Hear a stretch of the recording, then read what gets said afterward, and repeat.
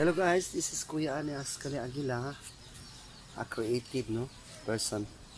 So muna guys, nalang ko ipakita ninyo guys. Magbago na akong gihimo. Balik koleksyon na rin ako guys sa panimalay pan display lang. So muna siya mga gamit sa mga tinraan sa una Una yung mga red riot, kining Indian pana Wala na ito nagipanghambog guys. Ako lang yung mga koleksyon, mga wakoy lingaw sa panimalay, hindi magbuot mga project mano siya Indian pana guys Indian pana.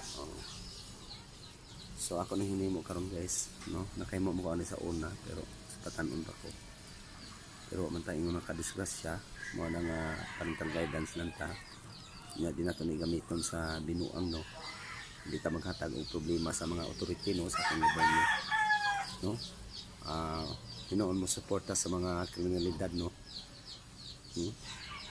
i-fight up against the crimes So mo ni guys, koleksyon na siya guys, muna siya nga nag-Indian pana kung makita ninyo Indian pana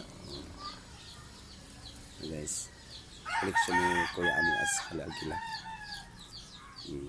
Pohon naiganahan mamalay pero depende sa tao nga ito ang hatagan o baligyan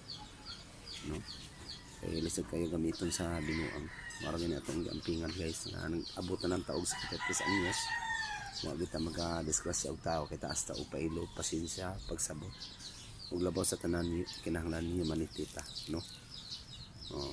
nga atong buhaton guys, atong mga obligasyon, atong mga mission sa atong pagtabuhi ang pagtabang sa ato ang gobyerno o mga authorities Philippine National Police, military and other law enforcement.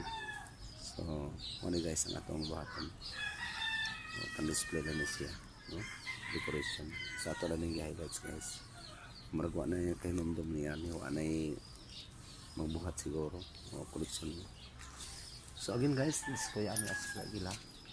Mayang kapunon. Sumuni ato ang viewing karon. Indian pana. Magamit lang siya sa mga bitin, mga ihas, ihas ng mga labi na sa puyo kaglasang kay puhon ngay ato naman ta sa province life naman ta province na ato ang target sa ato ang retirement muna yung naghimo tani ang katong mga taga probinsya sa mga guys Indian pana pero gamitan na to sa Minayol. Again, this Kuya Anias Kali Aguila, maayong kapon. God bless.